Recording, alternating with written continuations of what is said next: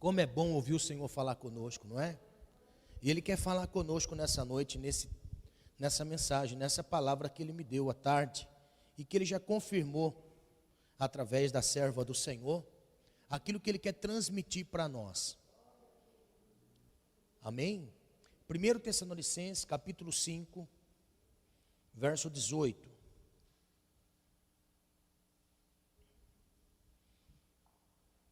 Primeiro Tessalonicenses, capítulo 5, verso 18.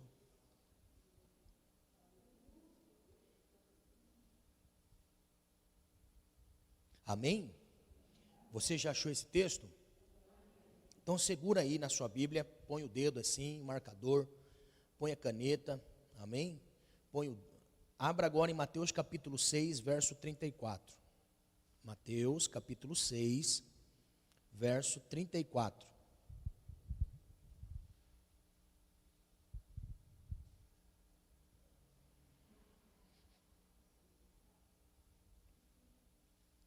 Aleluia. Acharam? A palavra do Senhor diz assim, ó, Jesus dizendo: não vos inquieteis pelo dia de amanhã, porque o dia de amanhã cuidará de si mesmo. Basta a cada dia o seu mal.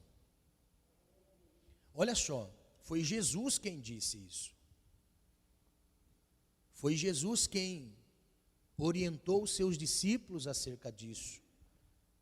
Foi Jesus quem transmitiu esta palavra que talvez não nos agrade muito.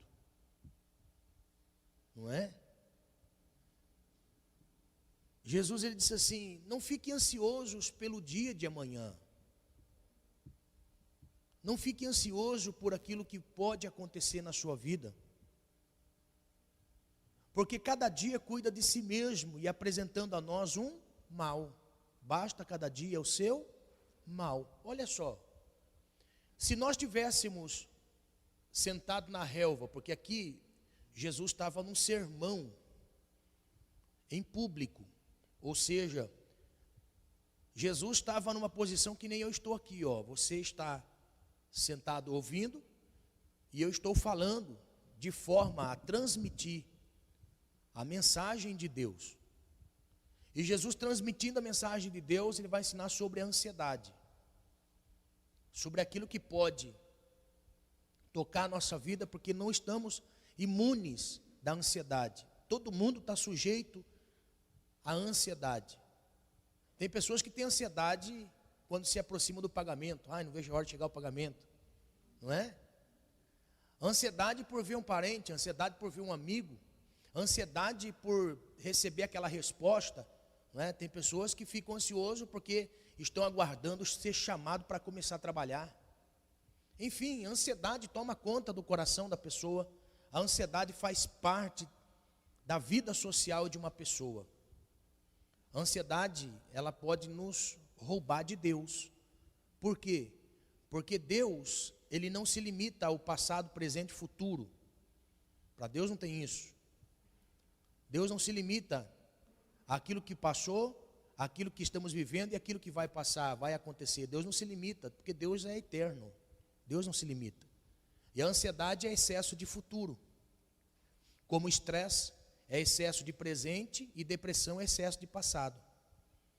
Então, nós estamos sujeitos a estar ou viver ou entrar numa depressão, ou viver estressado, ou viver ansioso. Porque estamos vivendo numa sociedade e nesse nível de vida estamos sujeitos. Então Jesus, ele transmite uma mensagem que, se nós olharmos atentos, com o coração ansioso, ele vai nos deixar com medo. Por quê?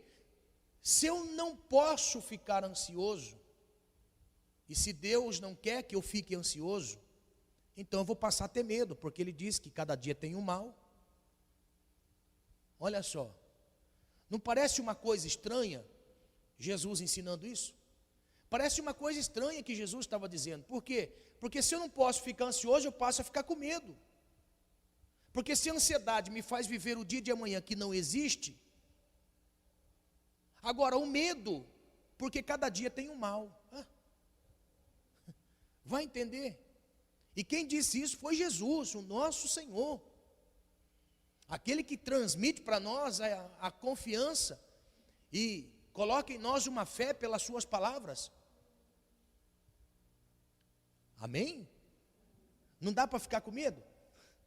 Dá para ficar com medo. Agora, olha só o que nós temos na Bíblia, mostrando para nós a respeito desse mal. O 1 Tessalonicenses capítulo 5, verso 18, está dizendo assim: em tudo dai graças, porque esta é a vontade de Deus em Cristo Jesus para convosco. Então, Jesus me ensina que eu não posso viver ansioso, porque a ansiedade vai me roubar o amanhã que não existe. Se eu espero ansioso pelo amanhã, se eu espero ansioso para que alguma coisa aconteça na minha vida, seja ao término desse culto, ou seja ao final da noite, ou seja ao amanhecer, ou daqui a 10 dias, se eu fico ansioso, me rouba o presente. Eu não consigo viver o presente, porque eu tenho uma ansiedade. E se eu penso que o futuro, porque o amanhã é futuro, tem o mal, então a minha cabeça parece que deu um nó.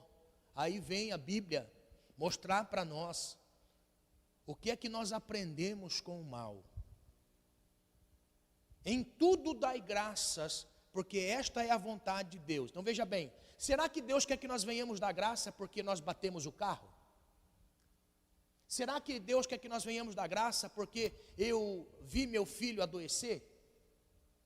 Será que Deus quer que eu venha dar graça porque eu perdi o meu trabalho? Senhor, eu te dou graças porque eu estou desempregado. Senhor, eu te dou graças porque eu estou doente. Senhor, eu te dou graça, que nem aconteceu comigo há uns anos atrás. Um tempo de prova, fui no banco sacar dinheiro, primeiro tirei o extrato, fiquei tão desanimado que eu deixei o dinheiro na boca do caixa. Olha só, eu fiquei tão desanimado quando eu tirei o extrato e logo saquei o dinheiro. Eu saquei o dinheiro e deixei na boca do caixa conferindo ali. E conferindo o extrato. Era menos, não é? Como eu precisava do dinheiro, tirei R$50. Naquela época, R$50, a onça miava alto. Agora nem tanto, mas antigamente miava mais alto. Mas olha só, eu peguei e saí, virei as costas, peguei o cartão, saí e fui ver no extrato, desci a rua Mano. Quando eu me dei conta, aí eu pensei, eu sou crente. Oh Jesus, põe um anjo lá na porta.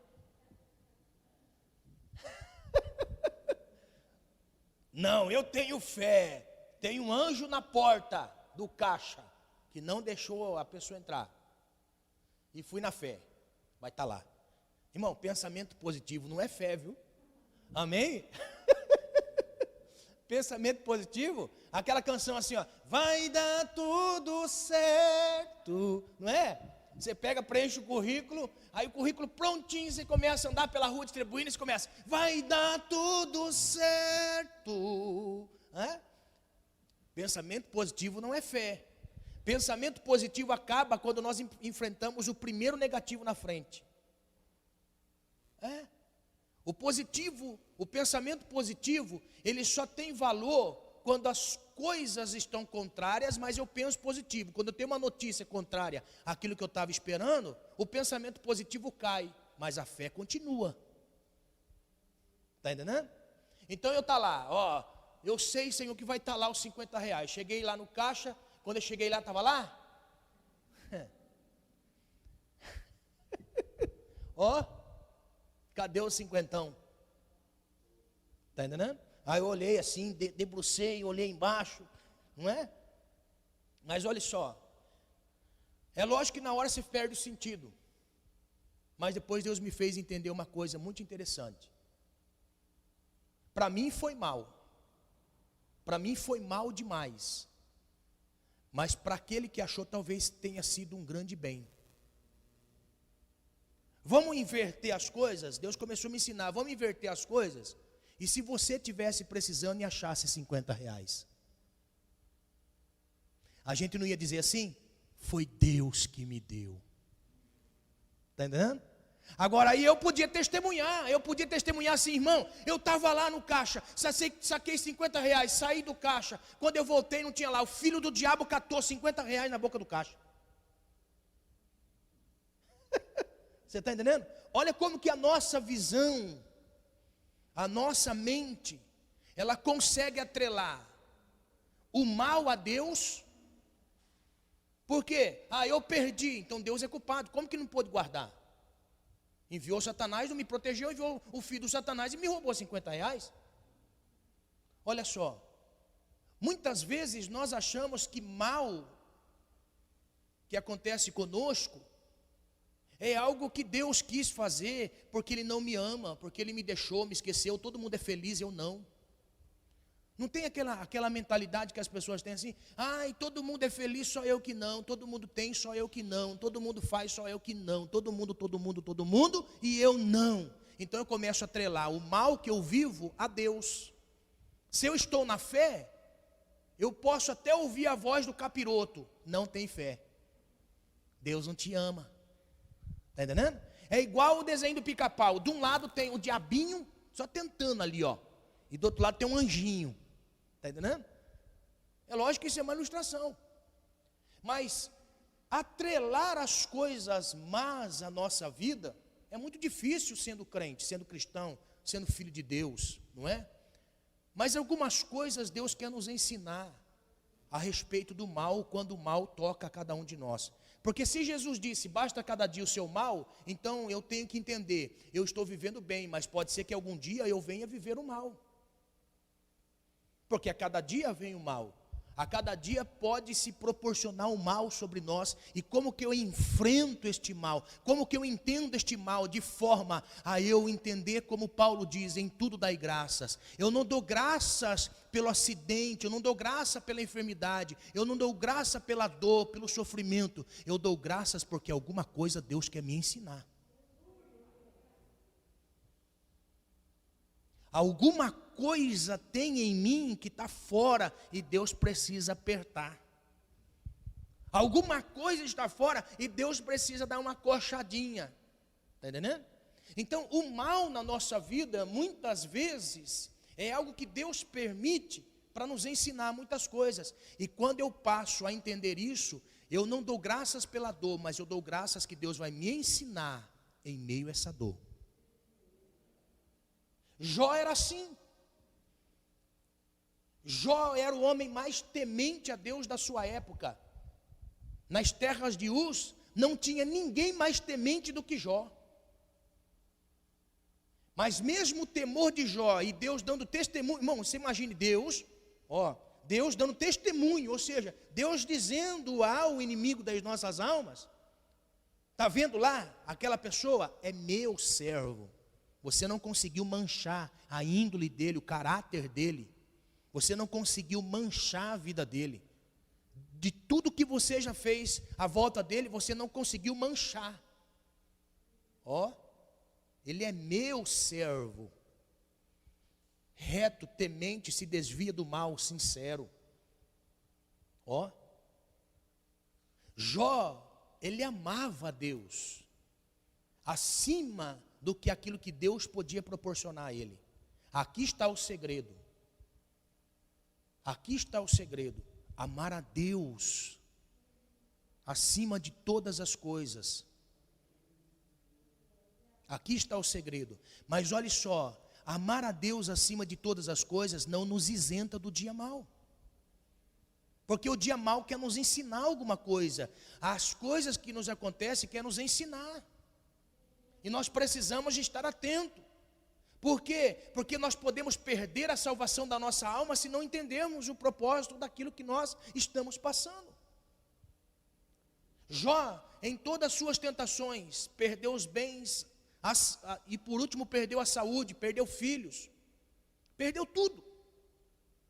Depois que Jó perdeu tudo, Naquele momento de dor, irmão, se você estudar, se você ler nas entrelinhas o sofrimento diário de Jó, Jó tinha chagas que não se curavam, Jó tinha vermes dentro das suas feridas, Jó tinha febre o dia inteiro, Jó, ele sentia o cheiro da carne podre, e acima de tudo, Jó, no seu emocional estava abalado, perdeu filhos, casamento abalado. Olha a situação de Jó.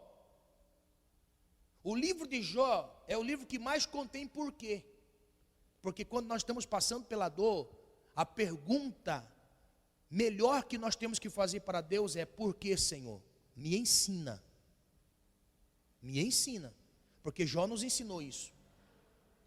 Jó nos ensinou. E naquele momento de dor que Jó passou, os amigos de Jó à sua volta, desejando a sua morte, ou esperando a sua morte,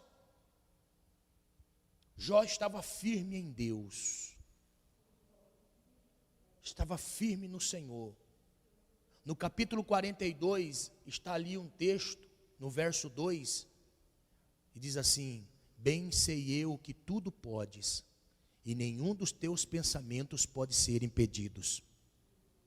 Aí os versos que se seguem diz assim: antes eu ouvia falar de Deus, mas agora os meus olhos te veem. E as experiências que eu tenho é de caminhar contigo. Então, o mal, na realidade, ele quer fazer com que nós venhamos aprender algumas coisas. E feliz é o homem que no momento da sua dor, no momento, eu sei que nós estamos vivendo num tempo muito difícil, aonde nós estamos sujeitos a passar por vários momentos difíceis, mas olha só, eu tenho que dizer: Senhor, o que o Senhor quer me ensinar? O que o Senhor quer me ensinar? Aí você pode ter certeza que Deus vai começar a ensinar a você muitas coisas. Muitas coisas Deus quer nos ensinar. Para que eu pudesse estar aqui falando hoje para você, eu aprendi na minha vida muitas coisas que antes eu não compreendia. Eu ouvia falar, mas eu não compreendia.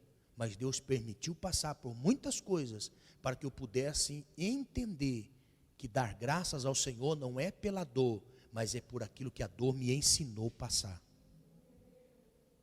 Então vamos lá, olha só. A Bíblia vai mostrar para nós que Deus pode estar usando as adversidades para nos chamar a atenção.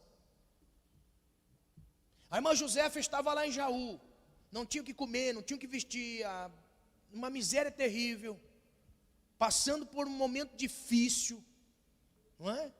Ela ia para Jaú, e lá aqueles que professavam a fé em Jesus, estavam lá para ajudar. Não era Josefa? A Josefa testemunhou aqui. Que eu não gostava de crente. Irmão, diga-se a verdade, não é?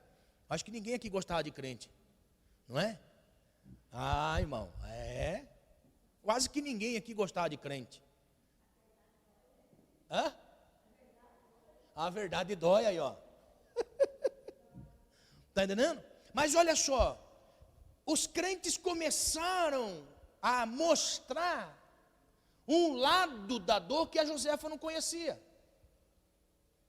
Mesmo em meio à dor, tem alguém que vem me ajudar, sem esperar nada em troca. Porque, irmão, uma coisa é você fazer alguma coisa para alguém pensando em algo em troca, mas de quando você faz alguma coisa a alguém e você sabe que você não vai levar nada em troca.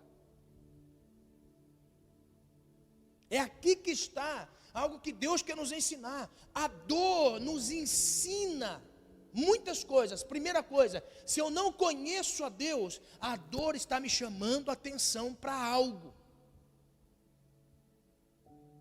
O dia mau está me ensinando alguma coisa, está me chamando a atenção. O dia mau está me chamando a atenção, ou seja, este momento que eu estou vivendo está me chamando a atenção, por quê? Porque eu sou tão intelectual, tão intelectual, tão intelectual e tão rico que a minha riqueza não pode mudar a circunstância da minha saúde. Não pode mudar, não pode trazer cura. Você já viu aquelas pessoas que têm muito dinheiro e quando passa pela dor da enfermidade, gasta todo o dinheiro para novamente resgatar a saúde, restaura a saúde? Não. Deus está ensinando alguma coisa, Deus está mostrando alguma coisa, e quando eu digo assim, Senhor, o que é que o Senhor quer me ensinar com essa dor? Você pode ter certeza que a dor é diminuída, a dor é diminuída. Então olha só, havia um homem em Atos 9 chamado Saulo. Saulo era um homem que perseguia a igreja. Uma coisa é não gostar de crente, a outra coisa é perseguir a igreja. Saulo perseguia a igreja para matar. Saulo estava no caminho de Damasco. Olha só, Saulo estava no caminho de Damasco. De repente aparece diante de seus olhos uma luz. Olha só, Saulo não tinha passado nada de mal até aquele momento. Saulo estava tudo bem. Tudo estava bem para Saulo. Todas as coisas estavam contribuindo para o seu bem-estar. Era bem sucedido naquilo que fazia, até estar no caminho de Damasco. Porque no caminho de Damasco, Deus ensinou alguma coisa a Saulo. Por quê? Porque a Bíblia vai dizer para nós, capítulo 9, no verso 5, naquela luz que apareceu a ele, ele diz assim: Saulo, Saulo, por que me persegues? Não, Senhor, eu não persigo o Senhor não, eu persigo aqui esses crentalhados aqui embaixo aqui. Eu persigo só os crentes aqui, eu não persigo o Senhor não, eu te amo, Senhor. Eu sou Jesus a quem tu persegues. Dura coisa é recalcitrar entre os aguilhões. Ou seja, literalmente, da murra em ponta de faca. Literalmente. Quando Saulo cai por terra, olha só, a figura de Saulo caindo por terra, irmão, olha que coisa linda. Você sabia que quando nós oramos a Deus, oramos ao Senhor, então aquele momento que você se curva diante de Deus e você coloca a boca no pó e vai clamar ao Senhor. Naquele momento ali, a figura do que? Reconhecendo o Criador. Eu reconhecendo o Criador. Pedindo a Ele, em súplica, para que tome conta da minha vida por aquilo que eu estou passando, para que eu não perca a fé, me dê ânimo. Agora, Saulo caiu de joelho, não foi para orar, Saulo caiu de joelho, porque naquele momento ele passaria a enfrentar o mal na sua vida. Então quando Saulo, ele cai de joelho no chão, a primeira coisa que ele vai dizer para Jesus, ele vai dizer assim: o que eu posso fazer para ti? Então aquele momento da dor, naquele momento ali, em que o medo está instaurado, ele olha para aquela luz, e no meio daquela luz, daquela voz que surgiu, ele diz assim: o que eu posso fazer agora? Por quê? Porque agora o Senhor está me chamando a atenção. Quando o Senhor nos chama a atenção para alguma coisa na nossa vida, é porque Ele quer revelar algo para nós. Quando nós estamos vivendo tudo bem, irmão, você pode ver, quando estamos vivendo tudo bem, parece que as coisas à nossa volta, não é? Me dá o conforto que a minha alma espera. E é isso que a alma quer. A alma só quer o conforto. A alma não sabe lidar com o dia mau. A alma não sabe lidar com as adversidades. Qual foi o salmo que foi lido nessa noite? O Salmo 42. Por que estás abatidas, ó minha alma, e por que te perturbas em mim? Agora, por que o salmista disse isso? É porque no meio da sua prova, as pessoas diziam assim para ele: aonde está o seu Deus? Agora, está aí o Salmo 42 que foi lido. Olha só, como que Deus quer esclarecer para nós estas coisas. Que ser crente muitas vezes não é ser super-homem, é enfrentar as adversidades como um outro, mas com uma diferença: o ímpio passa sozinho e nós passamos com o Senhor. Aleluia, aleluia. O Salmo 42, o salmista estava com a alma batida. Por quê? Porque ele estava passando por um momento difícil. E além de tudo, as pessoas diziam assim: cadê seu Deus agora? Aonde está o seu Deus? Não foi lido nessa noite? Aonde está o seu Deus? Clama a Ele agora. Talvez tem pessoas que chegou aqui, em que ouviu esses dias pessoas dizendo assim: cadê o seu Deus? Cadê o seu Deus? Clama agora o seu Deus. Está entendendo? A nossa dor é Deus permitindo. Se porventura eu não conheço ao Senhor, é Deus permitindo para me aproximar. Eu estava uma vez viajando a trabalho, e eu estava fazendo um momento de oração por um aplicativo. Inclusive nem tem mais, eu acho que não. E eu estava fazendo um momento de oração, muitas pessoas estavam ali. Eu estava falando a palavra de Deus e eu ia entrar em oração junto com aqueles que estavam ali. E geralmente pessoas colocam escrito e vai subindo e desaparece. Igual é hoje no Facebook. E naquele aplicativo subia assim, as mensagens, mesma coisa. Aí, eu falando da palavra, aí entrou um filho do capiroto. Aí, ele escreveu assim: eu não creio em Deus. Eu li aquilo. Eu falando assim de frente, eu li. E ele subiu assim: eu não creio em Deus. E foi. Porque as outras mensagens foi subindo e foi empurrando ele para cima. Aí não contente, ele escreveu em letra maiúscula: eu não acredito em Deus. E subiu. Eu não creio em Deus. Subiu de novo. Ele escreveu umas 3 vezes. Aí ele escreveu: você não entendeu? Eu não acredito em Deus. Aí eu olhei assim bem na câmera, eu falei assim: você não acredita em Deus porque você nunca precisou dele. Porque o dia que você precisar de Deus, você vai passar a crer nele. Amém? Muitas pessoas não creem em Deus porque tudo está bem.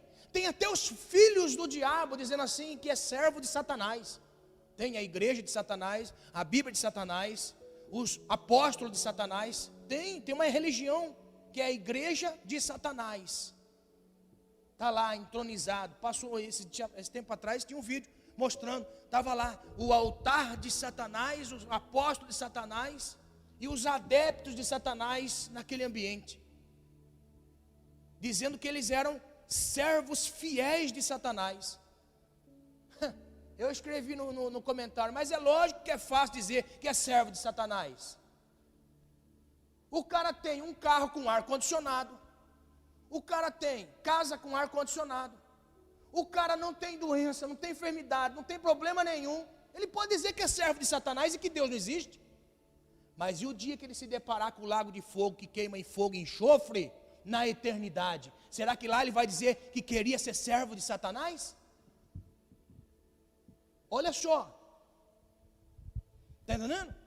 As pessoas só vão passar a crer em Deus quando conseguir entender que aquele momento que estão vivendo, alguma coisa está chamando a atenção. Se eu perguntar aqui, como você chegou na fé? Quando você passou a crer em Jesus? Aí um vai dizer assim: pastor, eu estava com meus filhos nas drogas e Deus libertou meu filho das drogas. E eu passei a crer em Deus. Pastor, eu estava desempregado, Deus abriu a porta. Pastor, eu estava enfermo. Pastor, é isso, pastor, é aquilo, pastor, é aquilo outro. Por quê? Porque viu em uma causa da vida que Deus restabeleceu a ordem daquilo que estava uma desordem. Passou a crer em Deus. Então como que Deus permite o mal? Não é que Deus quer o mal da pessoa, Deus permite o mal para não perder a alma. Então Ele permite algo para que a pessoa veja Ele trabalhando neste algo e venha dizer assim: a partir de agora eu confesso o Senhor como o Senhor da minha vida e sirvo Ele para todo sempre. Aleluia, aleluia. Então por que Deus permite o mal? Como Jesus disse, basta cada dia o seu mal. Porque o mal é um meio de nós enxergarmos Deus. Por isso que eu consigo, olha só, pedir ao Senhor assim: Senhor, se porventura esse mal é algo que eu estou fazendo, é algo que me falta, é algo que eu preciso mudar, me ensina, Senhor. Me ensina. Eu não dou graça pela dor, eu dou graça por aquilo que a dor pode me ensinar. Aleluia. Aleluia. Então, Deus pode usar as adversidades para me chamar a atenção. Deus permite as adversidades. Eu como pastor, irmão, eu vejo costumeiro isso. Quando a corda está apertado, ó. Não é, eu quero Deus, quero Deus. Oh, Deus em primeiro lugar. Aí, o Senhor ele dá umas desafogadas assim, e solta um pouquinho da banguela. Pronto, pegou o tranco, vai embora. Nunca mais aparece. O que Deus quer nos ensinar? A adversidade Ele permite para nos chamar a atenção. O mal, Ele permite para nos chamar a atenção. Aleluia. Deus pode estar usando as adversidades para nos aproximar a Ele. Oh, meu Pai.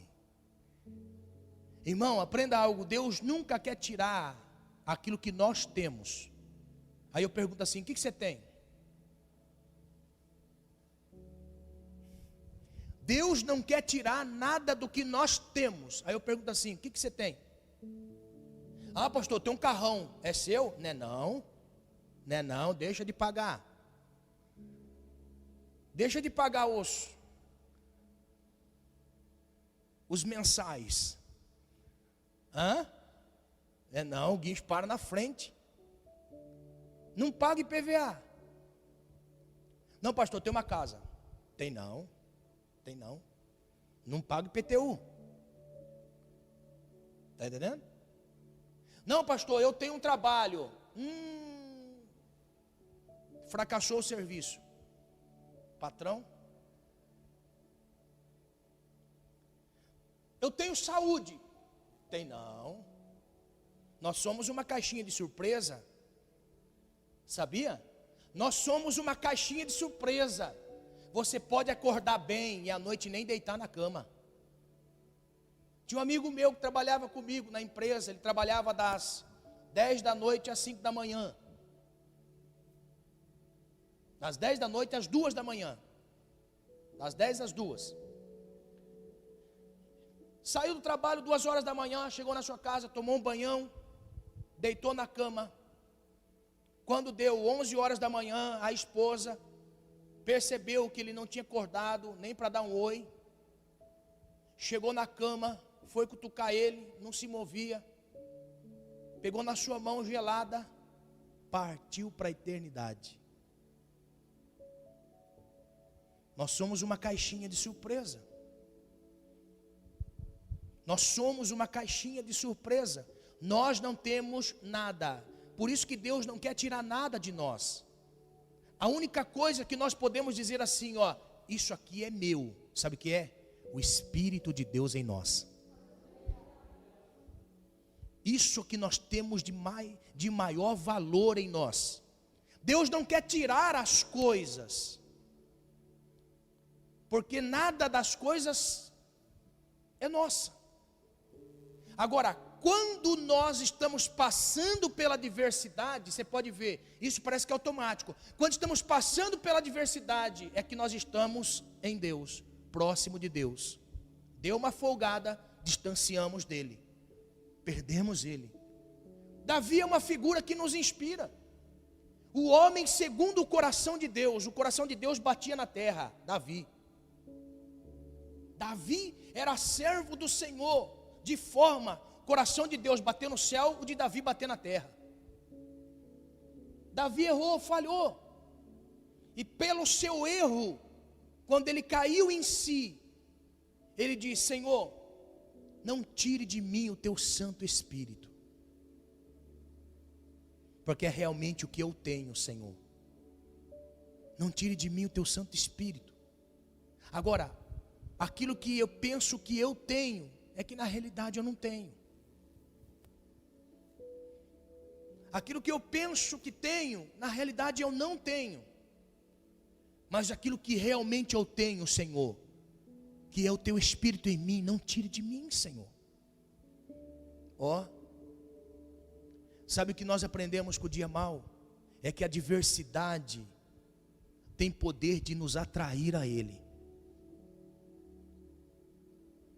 Tem poder de nos atrair a Ele. Se porventura talvez você esteja passando pela adversidade, não dê graças por causa do mal, mas dê graças por aquilo que Deus vai passar a ensinar a você. Aleluia. Dê graças por aquilo que Deus vai ensinar você neste mal que você está vivendo. Se eu perguntar para Josefa assim: Josefa, a senhora tem alegria em servir ao Senhor? Lógico que tem, pastor. Mostra para mim que a senhora tem alegria para servir ao Senhor. Ela estava, quando nós estávamos fazendo o trabalho social lá na Unesp, aonde estava Josefa? Fazendo aquilo que um dia ela aprendeu, quando o mal tocou a sua vida. Sabe o que eu quero em nome do Senhor Jesus? Que Deus esclareça para nós através disso. Que o mal, muitas vezes, não é tão mal assim, se nós olharmos da maneira que Deus nos faça enxergar. Você já percebeu que quando nós perdemos as coisas, nós nos aproximamos? Uma grande empresária estava contando seu testemunho, e o que ela frisou bem claro no seu testemunho é: eu era uma empresária bem sucedida, para mim não tinha limites, tinha tudo à minha disposição, tudo, empresa, funcionários, tinha tudo. Até o dia que eu fiz um exame de mamografia e foi detectado um tumor. Ali eu vi que tudo que eu tinha perdeu o valor. Foi aí que eu encontrei Deus. Deus não quer nos tirar as coisas porque nós não temos coisas. Deus permite as coisas se distanciarem para que nós possamos se achegar mais perto dele. Basta cada dia o seu mal. Aleluia. O que o mal quer nos ensinar? Olha o que o salmista vai dizer para nós no Salmo 121, verso 1 e 2. É um salmo muito conhecido. Salmo 121, verso 1 e 2. Elevo os meus olhos para os montes, de onde me virá o socorro? Então quer dizer que o salmista estava passando por um momento de adversidade terrível. O salmista estava passando por um momento difícil na sua vida, de forma a ele dizer em uma canção assim: eleva os meus olhos para os montes, agora da onde pode me vir o socorro? Por quê? Porque daqui da terra não tem socorro. Não consigo encontrar socorro aqui na terra. Então eu olho para os montes, vejo que eles são tão altos, tão altos, tão altos, que eu não consigo transpor eles. São muito altos. Agora olha só, está no verso seguinte, depois de um ponto final. Sim ou não? Eleva os meus olhos para os montes, de onde me virá o socorro? Um ponto final que vem através de uma interrogação, pergunta. Ele colocou uma pergunta, ponto final. Eu quero saber de onde vem o meu socorro, porque daqui não tem como ter socorro mais. Eu acho lindo isso, sabia? É quando nós falamos assim, ó, daqui não tem jeito mais, Senhor. Aqui está, o médico já disse que não tem mais jeito, o advogado disse que não tem mais jeito, o psicólogo disse que não tem mais jeito, chegou até no psiquiatra. Olha só o que Deus está falando, chegou até no psiquiatra, disse que não tem mais jeito. Eleva os olhos para os montes, daqui não tem mais jeito, então olhe para o céu. Se daqui não tem jeito, olha para cima. O meu socorro vem do Senhor, que fez o céu e a terra. O meu socorro vem do Senhor, O nosso socorro vem do Senhor. Agora olha só, vem do Senhor. Agora, que maneira que eu vou a Ele? Que maneira que eu chego nele? Oh, meu Deus. A primeira coisa que nós falamos é: Senhor, eu reconheço quem eu sou.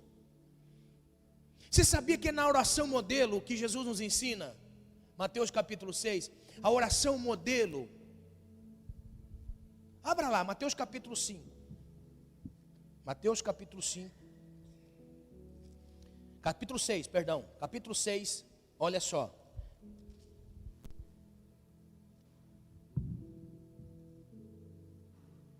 Mateus capítulo 6, verso 9. Ó, vamos aqui então, com uma voz unissonante, todo mundo junto. Capítulo 6, verso 9 de Mateus. Vamos lá. 1, 2, 3. Portanto, vós orareis assim. Amém?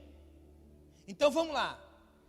Pai nosso que estais no céu, santificado seja o teu nome, venha o teu reino, seja feito a tua vontade, tanto na terra como no céu. Pare aí agora. Quantas coisas nós vemos aqui Jesus ensinando a nós para pedir a Deus? Olha só. Oração é expressão de dependência da alma. E quantas vezes nós estávamos em um círculo, seja na fábrica, na rua, na igreja, e começamos: Pai nosso que estás no céu, santificado seja o teu nome, venha a nós o vosso reino, seja feita a tua vontade, assim na terra como no céu.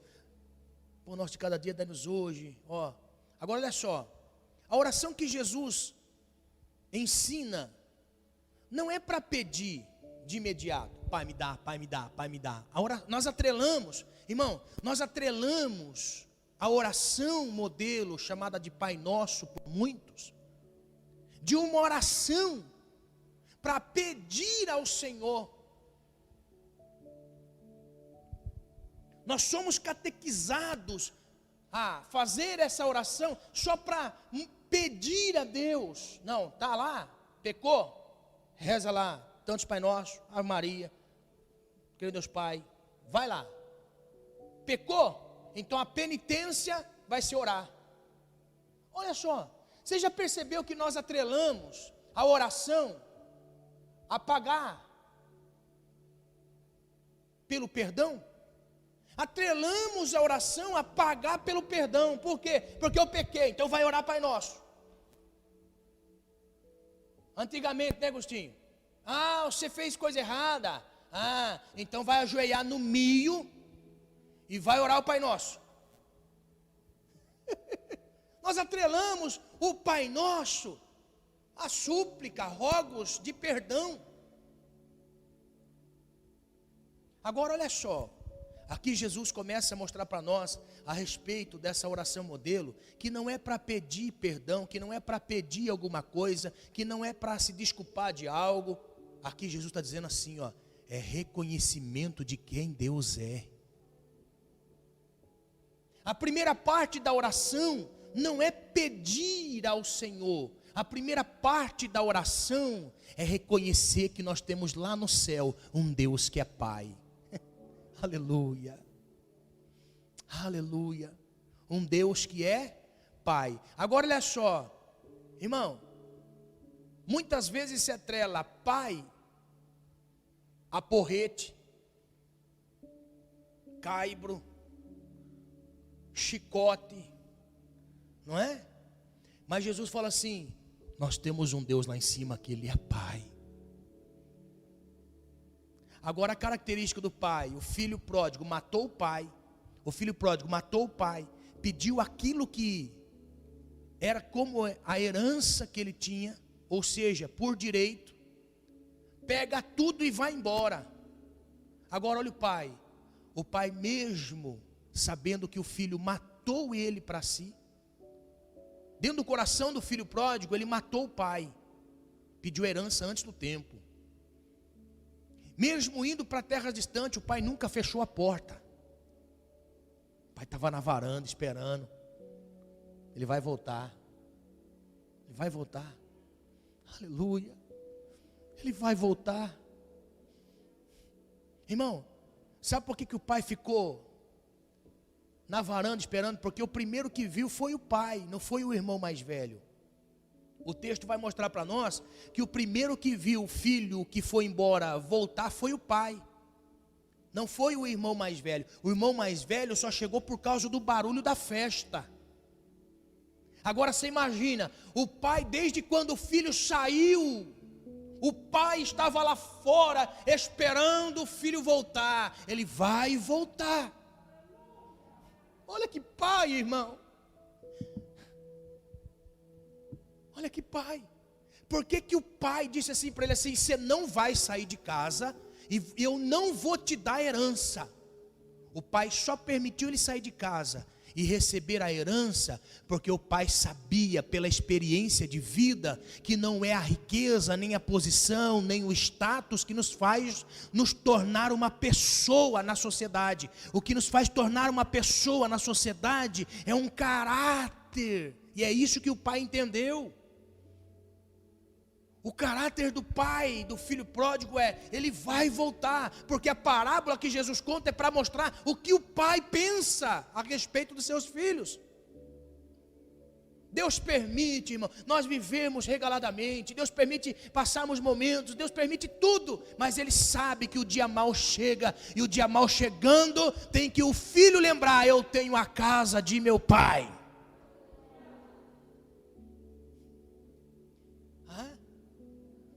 Ele diz assim: eu vou para a casa de meu pai, por quê? Porque o empregado mais ralé, mais aqui embaixo, aqui, tem mais do que eu nessa vida que eu estou vivendo. Então eu vou para com meu pai. Agora o pai estava na porta, esperando o filho chegar. E a Bíblia diz: quando o pai viu o filho de longe, irmão, Deus sabe e conhece a cada um de nós. Ele sabe que nós queremos ser felizes com as coisas que nós podemos ter aqui nessa vida. Ele sabe que nós queremos ser felizes com as coisas que nós podemos conquistar. Ele sabe, mas Ele também sabe que nada disso pode trazer felicidade completa quando o mal chega. E Ele nunca vai nos deixar de fora da sua casa. Aleluia, aleluia. Então quando o filho estava ao longe,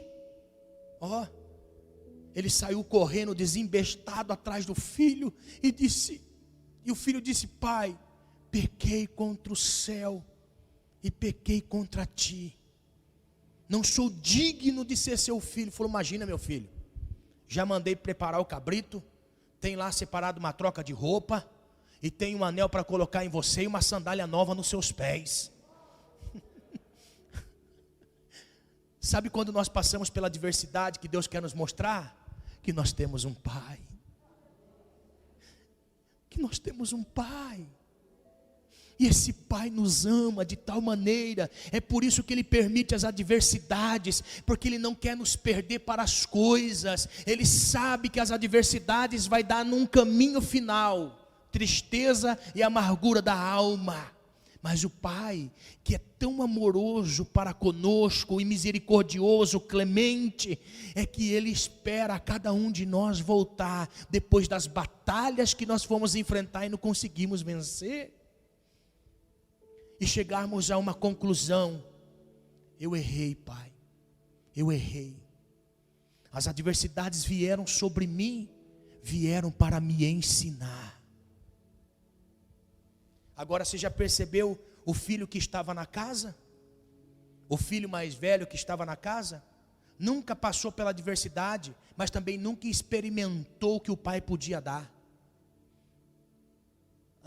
O que ele vai dizer? Pai, eu sempre estive aqui. Nunca um cabrito eu peguei para fazer uma festa com os meus amigos. O pai nunca proibiu, mas ele nunca tomou iniciativa. Muitas vezes a falta da adversidade na nossa vida, a falta da adversidade nos faz a não ter noção de quem é o Pai. com a falta de adversidade. Muitas vezes, quando nós não passamos nenhuma experiência com o Senhor, irmão, servir a Deus é chato demais. Servir a Deus é chato demais. Agora olha só, quando nós passamos por um momento em que nós aprendemos que Ele quer nos atrair para mais perto, nos atrair para mais perto, nos atrair para próximo dEle, e as adversidades têm poder de fazer isso conosco, de nos trazer mais próximo. É aí que nós vamos entender o que o Espírito de Deus está em nós, dizendo assim: Paizinho, aleluia. Pastor, qual era o tempo da sua vida que você mais teve alegria? Era nos tempos que, mesmo em meio à adversidade, estava na madrugada orando ao Senhor, buscando a Deus, buscando o Pai. E Jesus disse assim: Pai nosso que estás no céu. O Senhor nos ensinou que o Deus Pai está lá nos céus, representando para nós. Ele está acima de tudo, de tudo na nossa vida. Está acima de todos, está no céu. Ele quer que o seu nome seja santificado na minha vida. Ele quer que eu venha buscar o reino dele em primeiro lugar. Está aqui o texto. Ele quer que eu venha fazer a vontade dele. Seja feita a tua vontade, aqui na terra, como é no céu. Depois que Jesus vai mostrar para nós que Ele é um Deus que cuida das nossas necessidades. Primeiro é um reconhecimento. Eu reconheço Deus em minha vida como Pai, como Santo, como superior a todos, que tem um reino que quer que eu viva este reino segundo a sua vontade. Aí, pão nosso de cada dia dai-nos hoje. Perdoa as minhas ofensas, como eu perdoo aqueles que me ofenderam. Não me deixe cair em tentação, mas me livre do mal. Amém. Deus nos ensina que primeiro, reconhecendo Ele, as outras coisas começam a fazer sentido na nossa vida. Pastor, por que Deus permite a adversidade? Para nos atrair mais próximo. Por que Deus permite a adversidade? Para nos fortalecer. Meu Deus, nos fortalecer na fé. Nos fortalecer. Eu gosto sempre de dizer assim, irmãos, tudo que Deus vai fazer na nossa vida sempre vai ser menor do que aquilo que Ele já fez. Olha só, sempre o que Deus vai fazer na nossa vida sempre vai ser menor do que aquilo que Ele já fez. Sempre. Aquilo que Ele já fez na minha vida revelou para mim quem Ele é. Fez eu fincar a estaca da fé, crer nele. Passei pelo período da incredulidade, mas agora eu creio em Deus. Por quê? Porque alguma coisa aconteceu na minha vida. Tenho experiência. Então tudo que Deus vai fazer daqui para frente sempre vai ser menor do que aquilo que Ele já fez. Porque primeiro Ele nos convence de tudo que nós já fizemos na vida. E um dia nós hasteamos a bandeira da fé. E tudo que Ele vai fazer daqui para frente vai ser menor do que aquilo que Ele já fez. Sempre. Sempre. Por quê? Porque Deus fazendo na nossa vida, nós levantamos memoriais. Que são memoriais? São coisas que nós levantamos no momento daquela prova que nós passamos. Aprendi, tirei lições, levantei um altar, um memorial daquilo que Deus já fez na minha vida. Você tem algum memorial daquilo que Ele já fez na sua vida? Deus já fez algo na sua vida? Levante como um memorial daquilo que Ele já fez. Já provou que Ele é poderoso por fazer. Aleluia. E Ele não quer trabalhar em nossas vidas apenas no Deus me dá e Deus fornece. Deus me dá e Ele fornece. Deus me dá e Ele fornece. Não, isso não é Deus. Deus já está atrelado o seu senhorio na minha dependência dele. Eu dependo de Deus, porque Deus é soberano. Se Ele quiser me dar, amém. Se não quiser me dar, amém, da mesma maneira. Tem até uma canção que diz assim: se Deus fizer, Ele é Deus. Se não fizer, Ele é Deus. Se a porta abrir, Ele é Deus. Mas se fechar, continua sendo Deus. Deus é Deus. Amém? Por quê? Porque a adversidade me ensina a ser forte. A adversidade me ensina a ser forte. Quer ser forte? Passe a adversidade. Enfrente a adversidade, tire lições dela. Você nunca vai desviar da fé se você entender o que Ele falou para você. Através da adversidade. Amém? Deus é Deus. O que Deus ensina através da adversidade? Ele quer nos refinar. Ele quer nos refinar, purificar. Ele quer através da adversidade nos ensinar muitas coisas que passava desapercebido. Ele quer refinar nossa fé. Total dependência dele. Eu não sei qual é o momento da vida que você está vivendo, mas uma coisa Deus está nos ensinando através da adversidade: quem Ele é. Quem Ele é. Se eu perguntar o que Deus é para você, pastor, se eu perguntar para os personagens bíblicos, Noé, quem é Deus? Noé foi aquele que me avisou do perigo que a raça humana estava passando, ou ia passar. Falou comigo para construir uma arca. Ele é o meu Salvador. Elias, que Deus é para você? Aquele que responde por fogo e que não deixa nenhum servo dele ficar envergonhado. Davi, quem é o Senhor? O Senhor para mim é aquele que honra a nossa fé. É aquele que traz honra à nossa fé. É quando nós estamos vivendo de uma forma tão miserável, mas mesmo assim nós vivemos com fé. Ele honra a minha fé. Mesmo ninguém vendo, Deus honra a minha fé. Então, para você, Davi, quem é Deus? Deus é aquele que tudo vê. Quando ninguém vê, Deus é aquele que vê. Daniel, quem é Deus para você?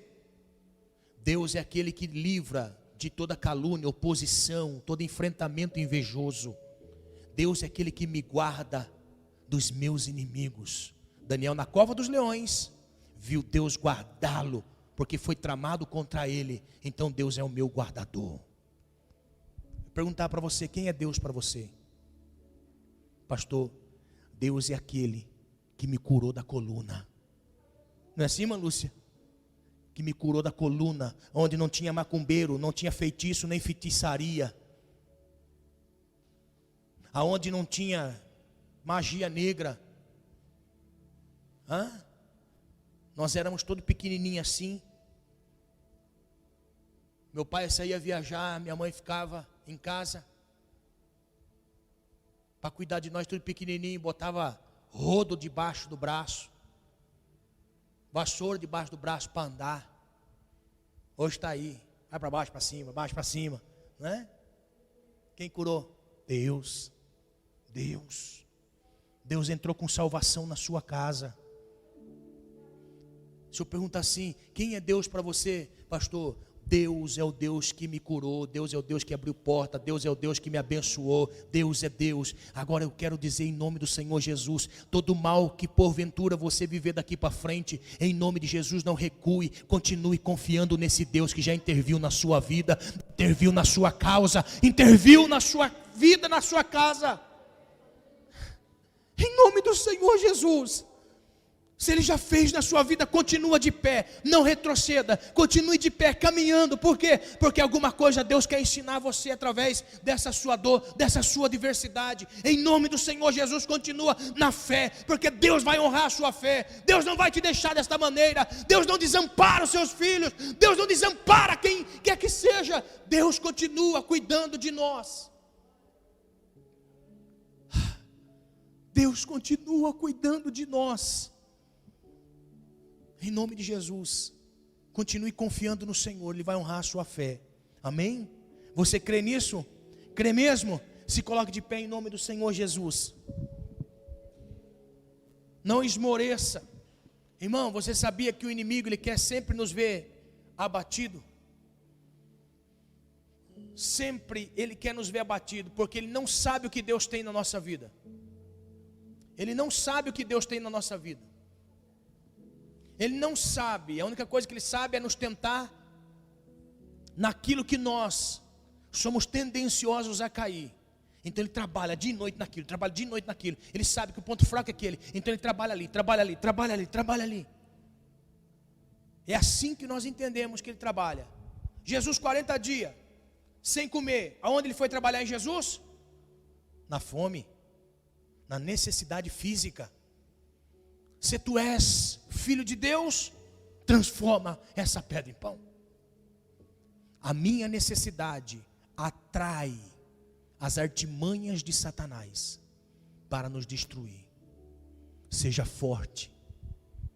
A adversidade vem sobre as pessoas em cima daquilo que elas são suscetíveis ao fracasso.